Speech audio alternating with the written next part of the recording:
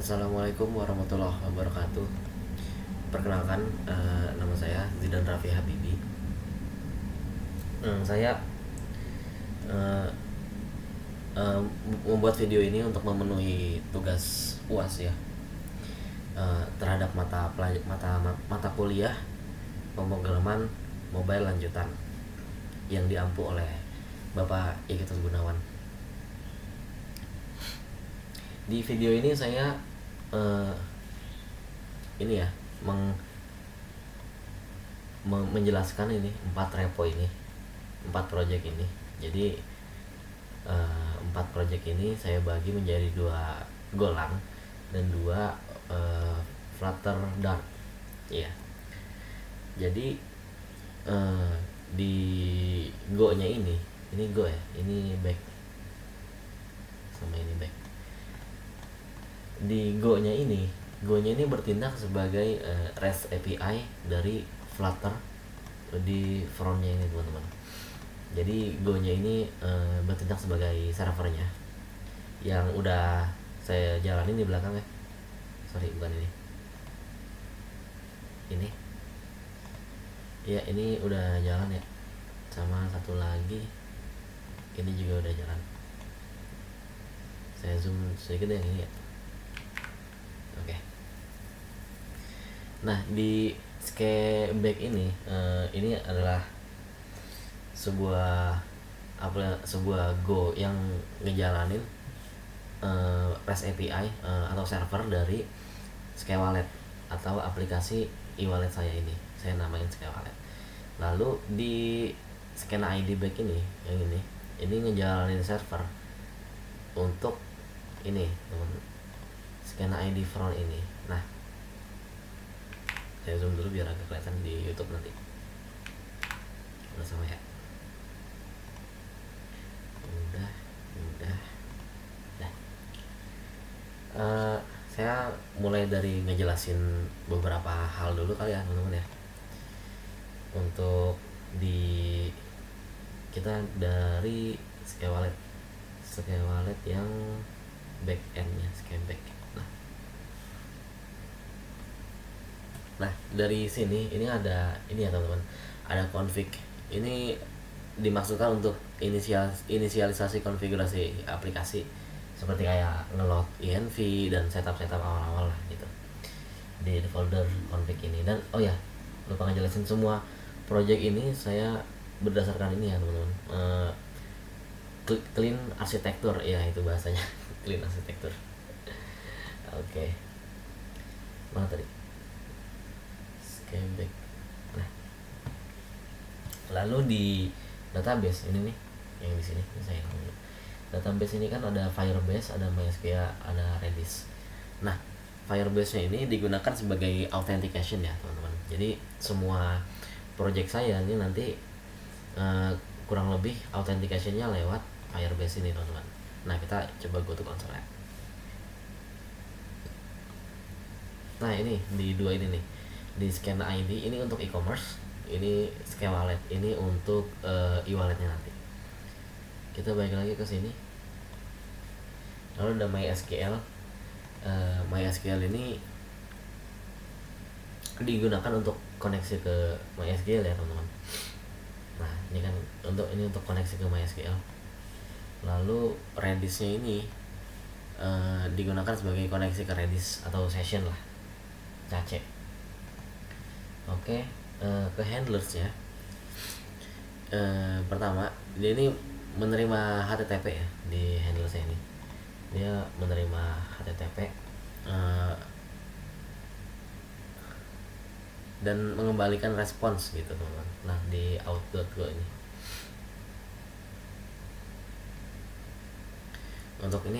untuk login dan verifikasi ya, untuk outnya ini. Lalu ada cek status di sini, ada di help.go ini cek status. Lalu otp.go nya ini untuk kirim atau verifikasi kode OTP di sini. Ini apa namanya teman-teman? Ya pokoknya untuk untuk kirim OTP dah di e-walletnya nanti. Nah, ini untuk payment ini ya seperti namanya ya, untuk payment, untuk pembayaran, proses pembayaran. Kita lanjut ke middleware-nya.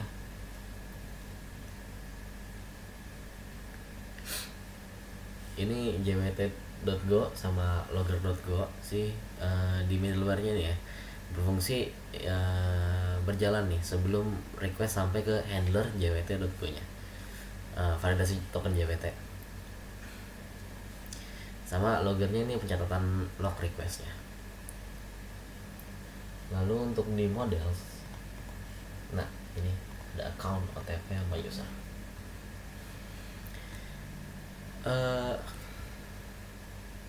Aduh, mana sih ini?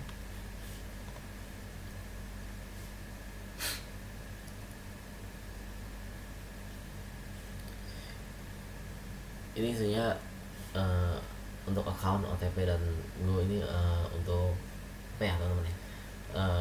Models lah intinya mah, untuk ngirim ke database gitu. Untuk Postman sih ini hasil dari ini ya, testing aja. Routes ya, ini untuk ngeroutein nih teman-teman di sini. Jadi kayak ada nih tuh grup OTP, grup account get. Nah ini untuk ngeroute aja dari tadi kan ada misal kayak account nih, misal ada account yang iklan. Nah ini misalnya ada account gitu kan, dia ngeroute. Jadi project apa, misal kita namain account nih, tombolnya nanti dia manggilin si account ini gitu. Ini rute sih ininya mah, rute.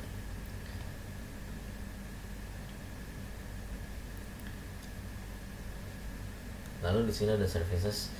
Jadi untuk ya nih email.go ini kayak buat ngirim notifikasi ke email. Terus ada Firebase nya, komunikasi ke Firebase ini kayak ini di sini nih ya kan. Lalu ada jwt.go ya, kira-kira sama lah kayak mana tadi. Nah ini cuma ini kan sebagai jembatan ya, nah ini sebagai pemrosesannya. Sama otp.go nya juga sama sih, untuk memproses OTP. Oke. Sama sisanya sih env dan gitignore sama Firebase account JSON.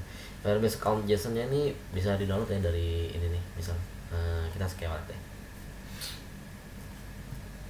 Kita di settings general.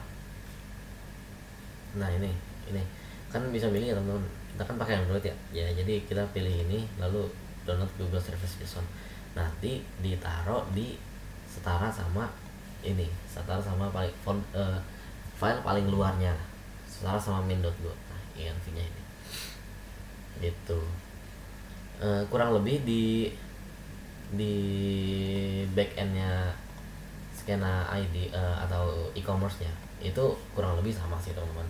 Cuma fungsinya aja ada beberapa yang baru, kayak misal di sini ada cart, ada order gitu. Ini kan mengurusin semua yang berkaitan sama namanya gitu teman-teman. Tapi kayak middleware nih, kayak handlers, kayak sama aja sih teman-teman, berbeda fungsi aja. Jadi kayak misalnya ini produk, nah ini menghandle namanya handlers ya, menghandle produknya yang ada apa gitu, atau services. Ini untuk authentication gitu. Kurang lebih sama sih teman-teman, kurang lebih sama ya untuk Go nya. Lalu kita pindah ke ininya nih, front end dulu. Kita dari e-walletnya dulu ya teman-teman. Nah di sini banyak file yang bisa dibahas ya teman-teman. Tapi yang fokus tujuan utama kita adalah libnya ini, library-nya di sini, karena ini yang jadi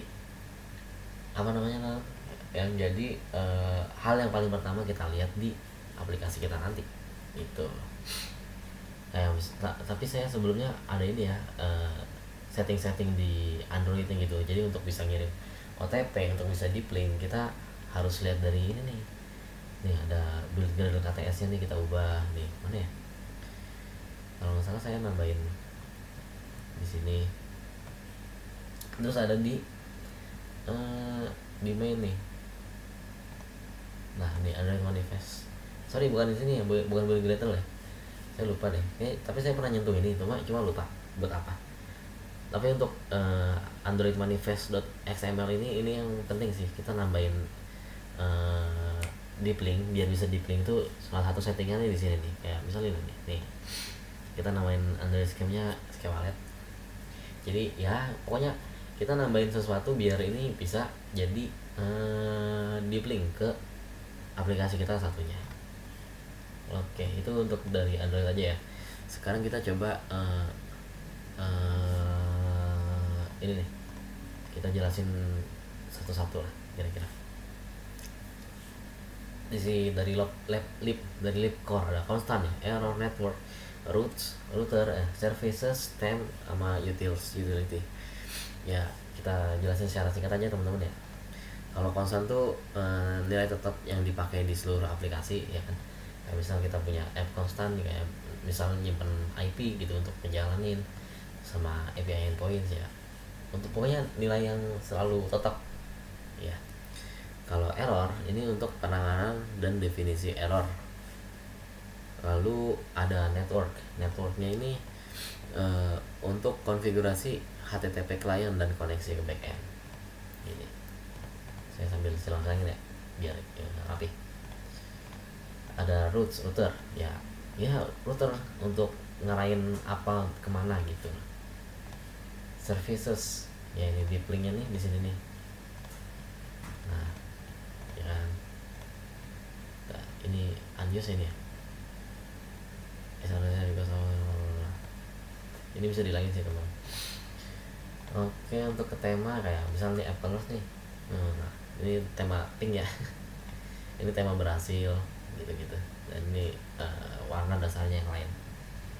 Saya nentuin primary-nya apa, primary light-nya apa, dan primary dark-nya dan lain-lain di sini di colors. Jadi nanti aplikasi saya warna pink. Dan utility ini fungsi bantu umum ya, kayak formator, validator, helper, dan lain-lain. Kita masuk ke data ada di sini nih, data source lokal sama remote ya. Lokal ini berfungsi sumber data ya dari penyimpanan lokal perangkat. Kita nyari penyimpanan lokal perangkat nih ada di sini. Lalu di remote ini bentar, saya mau nyari minum dulu kan.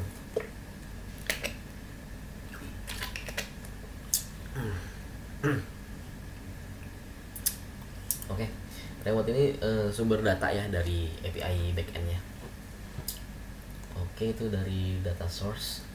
Sekarang ke models, data models ya kan. Model ini data hasil parsing dari API lokal ya.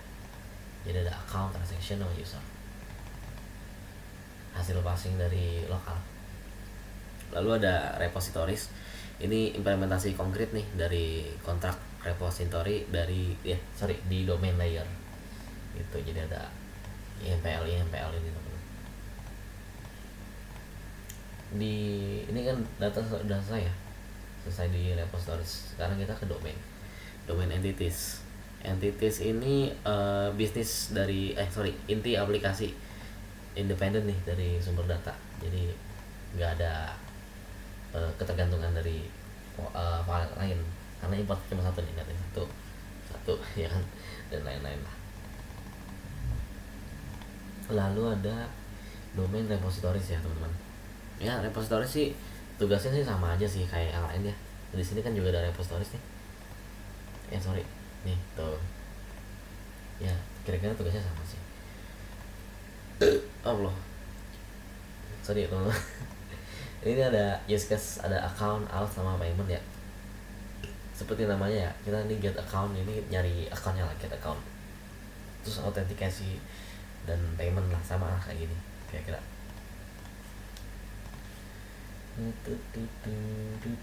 Oke udah ya. Sekarang kita ke injection. Injection ini ya konfigurasi dependensi di sini nih.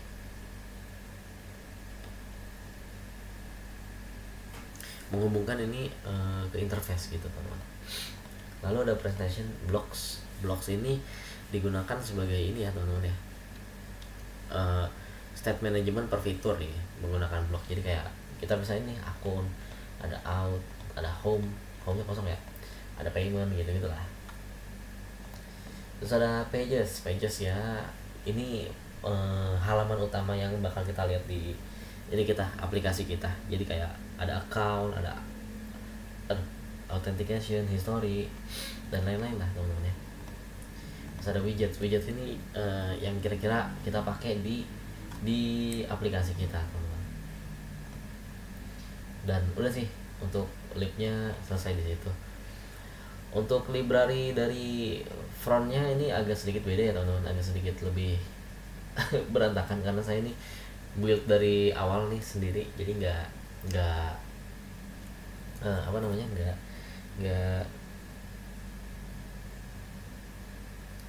nggak pakai dari punya Pak dosen ya, tapi kira-kira sama sih teman-teman, sesuai judul dari foldernya. Kayak misal konstan itu kan yang selalu tetap nilainya ya kan. Terus fiturnya nih saya sebenarnya misalnya dari gini teman-teman nih. Nah ini per fitur saya jadiin data model presentation karena ada pages, ada providersnya, order juga sama, dashboard, ada card, ada gitu teman-teman. Saya kecilin lagi ya. Oke. Nah sembari ngelihat lognya ya teman-teman, kita bakal nge-launch dulu aplikasinya dulu. Saya sambil record di HP ini teman-teman, rekam layar. Oke, ini kita flutter run dulu ya.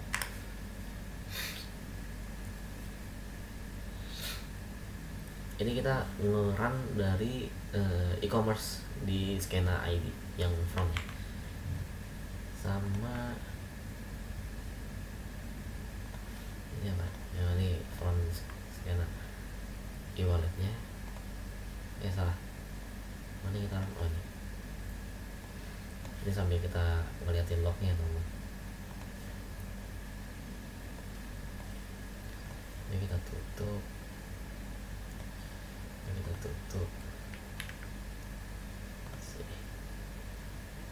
nah kita sambil ngeliat lognya.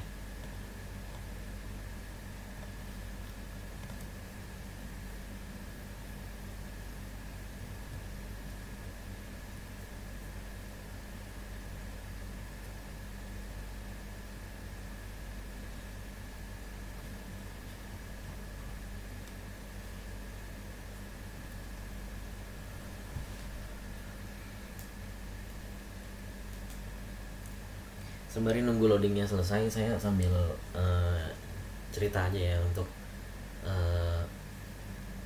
flow dari pengerjaan 4 project ini. Jadi 4 project ini pertama diinisiasi sama Pak Iketut Gunawan sebelum UTS ya. Sebelum UTS dia udah ngomong kalau misal kita bakalan bikin 2 aplikasi total. Yang satu e-walletnya, yang satu untuk e-commerce-nya. Jadi e-walletnya ini berfungsi sebagai ngebayar gitu dari e-commerce-nya teman-teman. Maksudnya gimana? Kayak Shopee sama Shopee Pay deh. Shopee kan bisa belanja. Nah, terus Shopee Pay ya bisa belanja juga. Maksudnya bisa bayar, bisa ngebayar gitu. Saya masih record kan ya? Oke, masih. Nah, ini lognya udah kelihatan ya teman-teman ya di sini. Kita sambil kelihatan di layar ini ya. Saya kan udah punya akun ya, tapi kita bikin dari awal aja deh. Untuk lanjutkan dengan Google sih bisa ya teman-teman ya. Nah, ya kan. Tapi kita bikin akun dari awal. Kita daftar sekarang. Tulis nama Anda, Zidan Raffi. Kita pakai email game kita. Kata sandinya samain aja ya, Zidan Raffi. Nah, kita buat akun. Nah, di sini login kan. Nah, di sini kita minta verifikasi email ya. Verifikasi email ada di sini teman-teman, di email. Tadi kan dari Ibong ya. Si Ibong. Sorry, di spam dia. Saya masih belum nemu caranya biar dia nggak masuk spam. Nah, kita verifikasi di sini. Ini verifikasinya ini ya bawaan dari Firebase ya. Jadi saya tinggal manggil fungsinya aja dan ya terverifikasi dan harusnya udah di sini. Nah ini tadi fitur 30 detik nggak apa namanya nggak masuk aplikasi. Minta apa namanya minta fingerprint. Sekalian aja ya saya bikin di Firebase ya, bikin Firebase. Ngeliatin di Firebase nih teman-teman. Di scan ID ya tadi ya. Authentication yang baru kita buat tadi yang baru diverifikasi nih si Ibong email saya ini udah bisa login ya di sini ya. Kita login Ibong terus kata sandinya tadi Zidan Raffi, salah, Zidan Raffi. Kita masuk.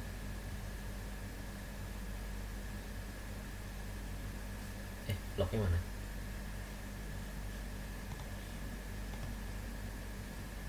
Lalu kenapa nih kok nge-lag? Salah, gagal verifikasi. Kita cari out verify token. Oke teman-teman, ternyata salah saya ya.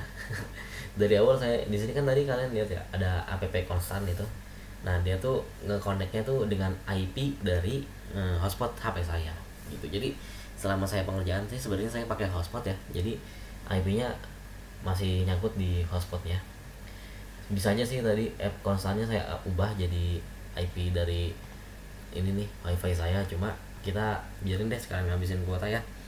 Kita masuk ke aplikasinya, ini harusnya berhasil. Nah respons 200 ini berhasil, di lognya kelihatan ya. Terus kita bisa lihat di sini gitu tuh teman-teman. Iya, misal kita cobain apa ya, fitur apa ya, fitur hapus deh, udah gitu. Kita cobain tambah ke keranjang terus bayar sekarang ya kan, ya beginilah. Kita ini ya ke sorry kita bakalan ngeran, kita balik ke ini nih teman-teman, kita bakalan ngeran e-walletnya. Jadi di sini kita akan e-walletnya. Sebenarnya nggak di run nggak apa-apa ya, karena ini kan updatean terakhir, yang penting go-nya di run. Cuma saya pengen kita bisa ngelihat ininya nih, kita bisa ngelihat apa namanya lognya gitu teman-teman. Oke, nanti di HP ini bakal pindah nih ke apa namanya ke dompet, ke Sky Wallet saya. Kita tungguin aja nih. Paling ngerannya 60 detik lah.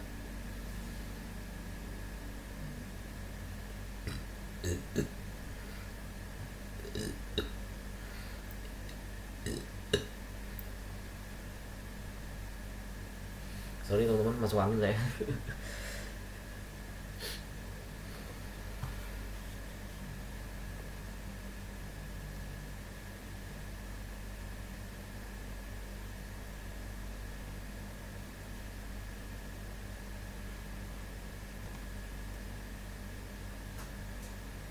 Oke nih, udah kan 60 detik.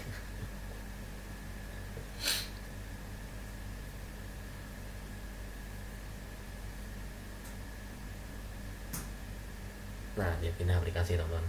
Nah log katanya kan di sini, sama di sini juga ada log ya.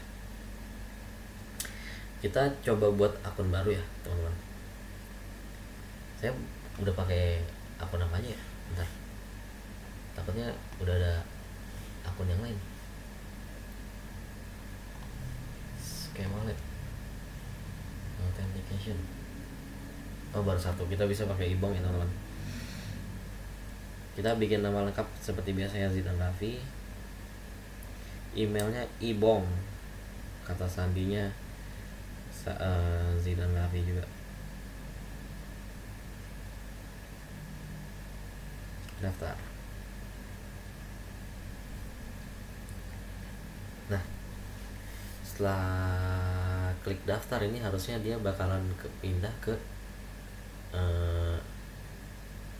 verifikasi email dulu ya, habis itu autentikator. Verifikasi emailnya tadi berdasarkan OTP ya teman-teman. Sorry, ke pembelian sih utama. Nah, 328770. 328770. Nah, kita pakai autentikator. Nah, ini di SS saja. Saya pindah ke WA ya teman-teman. Saya pindah ke WA, WhatsApp. Saya kirim ke nomor saya.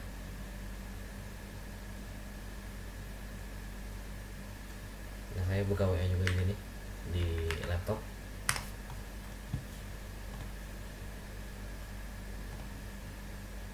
Aduh, nge-lag.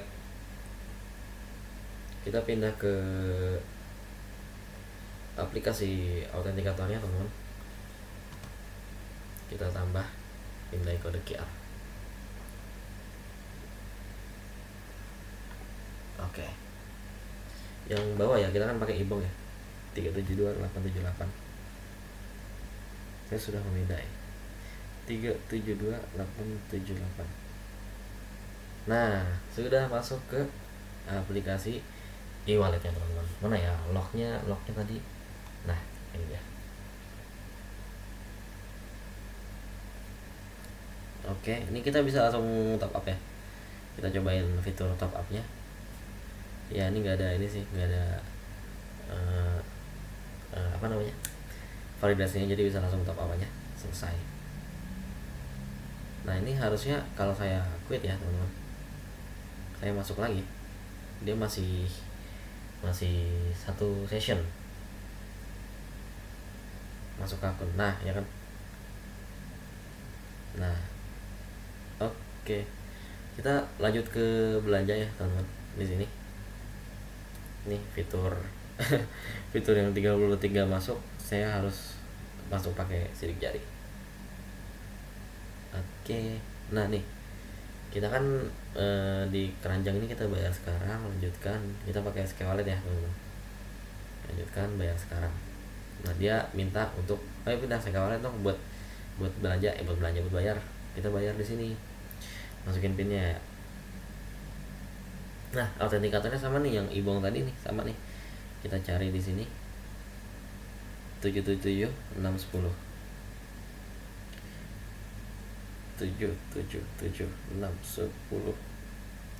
Nah, proses pembayaran berhasil. Lihat ya dari sini ya lognya. Log yang ini mati ya teman-teman ya. Log yang dari e-walletnya. Soalnya saya tadi kan saya hapus. Jadinya dia mati lognya. Harusnya pas kita pindah ke ini nih pesanan kita kan harusnya sudah selesai nih teman-teman, sudah selesai di sini ya kan. Itu udah sih, cukup sih itu aja ya teman-teman.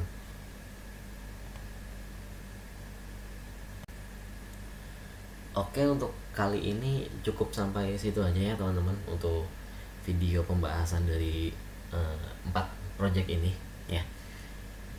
Semoga dengan dibuatnya video ini sudah memenuhi standar untuk memenuhi UAS ya teman-teman, dari Pak Iketut Gunawan untuk mata kuliah pemrograman mobile lanjutan. Untuk sekarang saya sedang video ini dibuat ya, saya lagi bikin videonya aja sih. Nanti saya bakalan edit ritmenya juga nih di sini. Iya, jadi ya begitulah teman-teman di 4 project ini ya sama. Oke. Oh, ini kita refresh, belum dilihatin tadi. Nah, masukkan IBONG Pak. Oke, segitu aja. Terima kasih. Assalamualaikum warahmatullahi wabarakatuh.